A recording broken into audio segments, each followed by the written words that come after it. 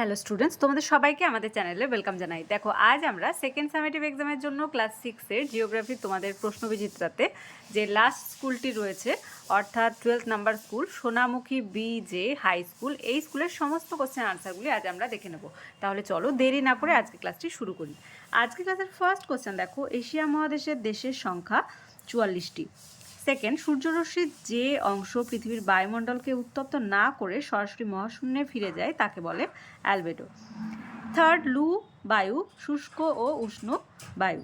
Fourth, কালো মাটি basalt শিলা দ্বারা গঠিত। ফিফথ, ক্যাকটাস গাছের উদাহরণ হলো ফণী মনসা। সিক্স, বিশ্ব অরণ্য দিবস 21 মার্চ। এবার দেখো, 2 ফার্স্ট কি বলছে, পৃথিবীর দীর্ঘতম হিমবাহের নাম ল্যাম্বার্ট হিমবাহ, লিখে নাও। নেক্সট অন, কোন বায়ুর খামখেয়ালিপনার জন্য কোথাও বন্যা ও কোথাও খরা হয়? মৌসুমি বায়ুর খামখেয়ালিপনার জন্য। ওকে, তারপর দেখো, ম্যানগ্রোভ অরণ্যের একটি গাছের নাম লেখো। সুন্দরী, গরান, সবগুলোই ম্যানগ্রোভ অরণ্যের গাছ। আমি এখানে সুন্দরী লিখলাম। ফোর্থ, দুটি পরিযায়ী পাখির নাম লেখো বা উল্লেখ করো। একটা লিখবে খঞ্জনা আর একটা লিখবে কাজল পাখি। চুটকি পাখিও কিন্তু পরিযায়ী পাখি। নেক্সট অন, কোন সালে বন্যপ্রাণী সংরক্ষণ চালু হয়? 1972 সালে। 3 দাগে দেখো, টিকা লেখো ঘনীভবন। দেখবে, ঘনীভবন হলো সেই প্রক্রিয়া যেখানে জলীয় বাষ্প তরলে পরিণত হয়। এটি বাষ্পীভবনের বিপরীত ক্রিয়া, যেখানে তরল জল বাষ্পে পরিণত হয়। তারপরে কি আছে? ল্যাটেরাইট মাটি অথবাতে আছে মরুমাটি। এটা তোমাদের টেক্সটের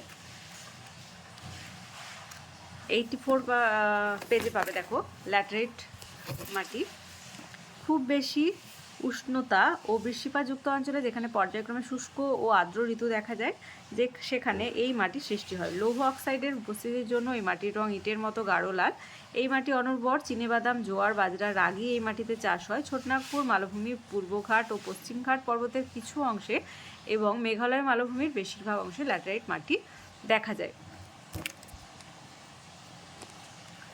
তারপর দেখো, অথবাতে রয়েছে মরুমাটি। মরুমাটিও এখানে রয়েছে। খুব কম বৃষ্টিপাত ও অত্যাধিক উষ্ণতাযুক্ত অঞ্চলে এই মাটির সৃষ্টি হয়। এই মাটির মোটা দানা ও ছিদ্রযুক্ত, জলধারণ ক্ষমতাও কম এবং অনুর্বর। অত্যাধিক বাষ্পীভবনের কারণে এই অঞ্চলে মাটিতে লবণের পরিমাণ বেশি। প্রধানত জোয়ার, বাজরা, রাগি, যাকে এক কথায় মিলেট জাতীয় শস্য বলে, চাষ করা হয়। রাজস্থানের মরু অঞ্চলে এই মাটি দেখা যায়। পরের কোশ্চেন দেখো, 4 দাগের ফার্স্ট, শীতকালেই কেন আন্টার্কটিকা অভিযান হয়? এর আনসার লিখবে 40 পেজে পাবে।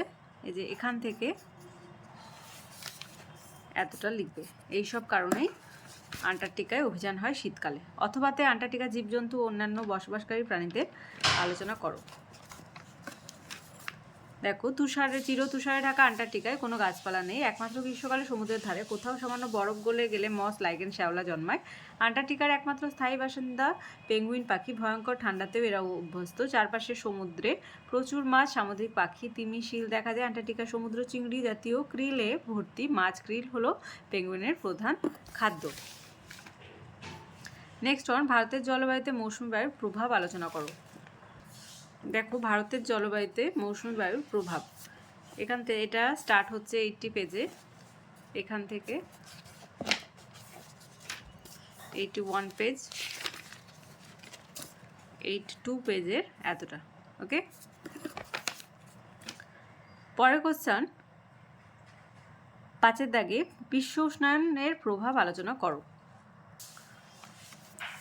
এর আনসারটা 38 পেজে, তোমরা এখান থেকে এতটা লিখবে।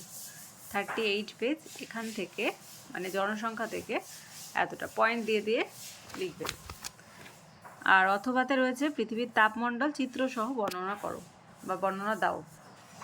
এটা তোমাদের টেক্সটের 52 পেজে রয়েছে।